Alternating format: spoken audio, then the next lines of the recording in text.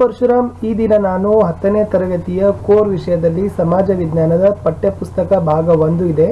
ಅದರಲ್ಲಿ ಸಮಾಜಶಾಸ್ತ್ರದ ಒಂದು ಪಾಠದ ಪ್ರಶ್ನೋತ್ತರಗಳನ್ನು ತಂದಿದ್ದೀನಿ. ಅದುವೇ ಪಾಠ ಸಾಮಾಜಿಕ ಸ್ತರ ವಿನ್ಯಾಸ.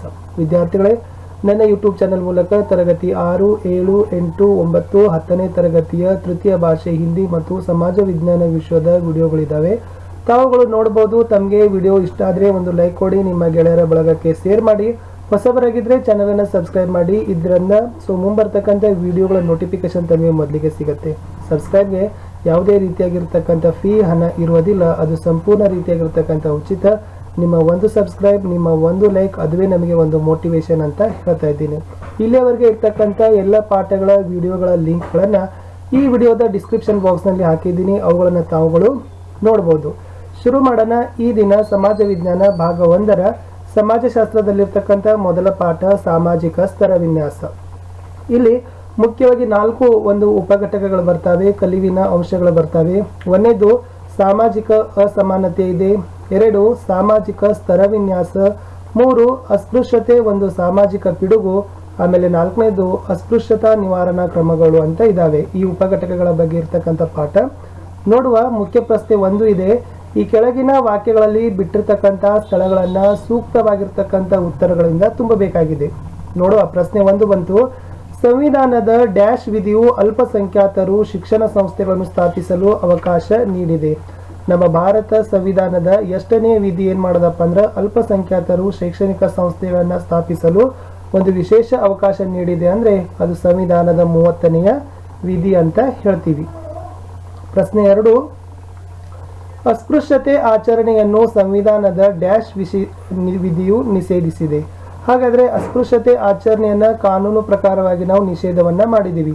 ಅದು ಇರ್ತಕ್ಕಂಥದ್ದು ನಮ್ಮ ಸಂವಿಧಾನದ 17ನೆಯ ವಿಧಿ. ಪ್ರಶ್ನೆ 3.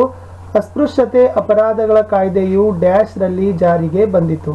ಈ ಅಸ್ಪೃಶ್ಯತೆ ಅಪರಾಧಗಳ ಕಾಯ್ದೆ ಯಾವ ವರ್ಷ ಜಾರಿಗೆ ಬಂತಪ್ಪ ಅಂತಂದರೆ ಅದು 1955ರಲ್ಲಿ ಅಸ್ಪೃಶ್ಯತೆ ಅಪರಾಧಗಳ ಕಾಯ್ದೆ ಏನಾಯ್ತಪ್ಪ ಅಂದರೆ ಜಾರಿಗೆ ಬಂದಿತ್ತು.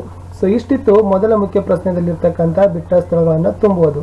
ಇನ್ನು ಹೋಗುವ ಮುಂದಿನ ಪ್ರಶ್ನೆ ಇದೆ. ಕೆಳಗಿನ ಪ್ರಶ್ನೆಗಳಿಗೆ ತಾವುಗಳು ಗುಂಪುಗಳನ್ನು ಚರ್ಚೆ ಮಾಡಬೇಕು.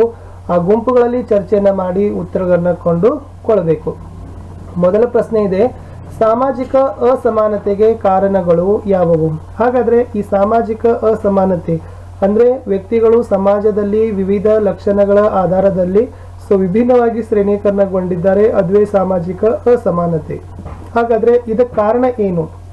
ಮುಖ್ಯವಾಗಿ ಮೊದಲನೇದು ಆದಾಯದ ಮೂಲಗಳು.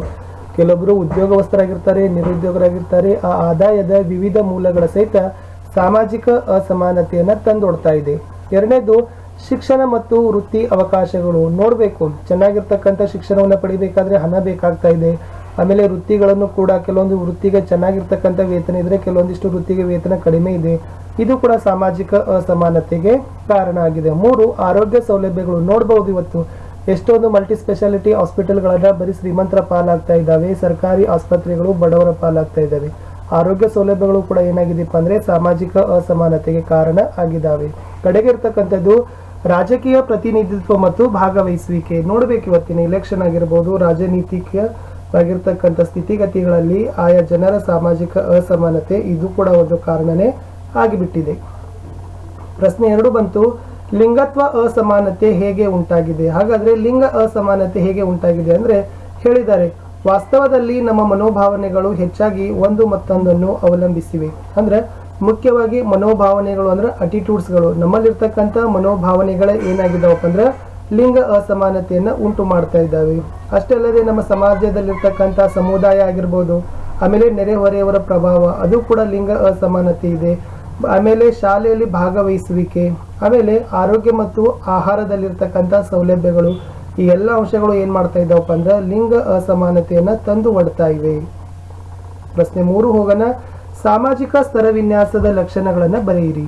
ಮೊದಲನೇದಾಗಿರ್ತಕ್ಕಂಥದ್ದು ಏನಪ್ಪ ಅಂದ್ರೆ ಇದು ಸಾಮಾಜಿಕವಾದದ್ದು ಅಂತ ಕರೀತಾರೆ. ಅಂದ್ರೆ ಈ ಸ್ತರ ವಿನ್ಯಾಸ ವ್ಯಕ್ತಿಗಳ ದೈಹಿಕ ಗುಣಗಳನ್ನು ಆಧರಿಸಿ ನಿರ್ಧರಿಸದೆ ಸಾಮಾಜಿಕ ಮಾನ್ಯತೆ ಮತ್ತು ಪ್ರಾಮುಖ್ಯತೆಗಳ ಆಧಾರದಲ್ಲಿ ನಾವೇನ್ ಮಾಡ್ತೀವಿ, ನಿರ್ಧಾರವನ್ನ ಮಾಡ್ತೀವಿ.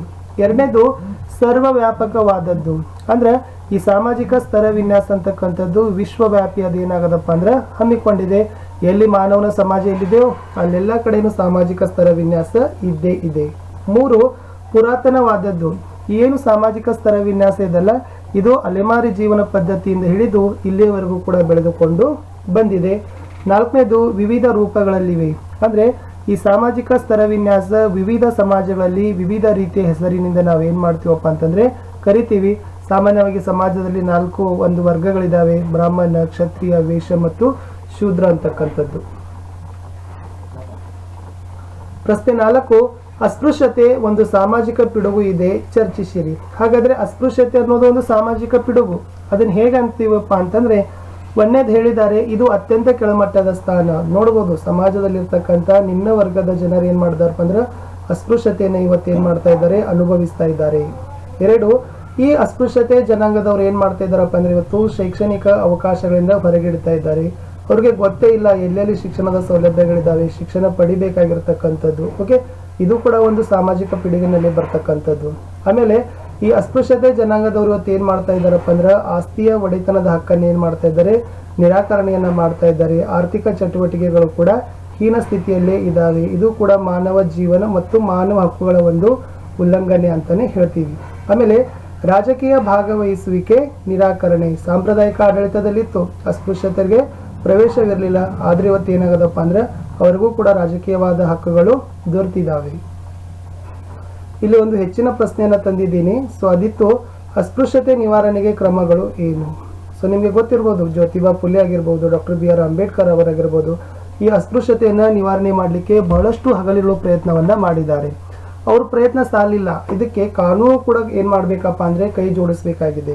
ಸೊ ಅದಕ್ಕಾಗಿ ನಮ್ಮ ಭಾರತ ಸಂವಿಧಾನದಲ್ಲಿ 17ನೇ ವಿಧಿ ಏನಾಗ್ತಾ ಇದೆ, ಅದು ಅಸ್ಪೃಶ್ಯತೆಯನ್ನ ನಿಷೇಧವನ್ನ ಮಾಡಬೇಕು ಅಂತ ಹೇಳಿದೆ.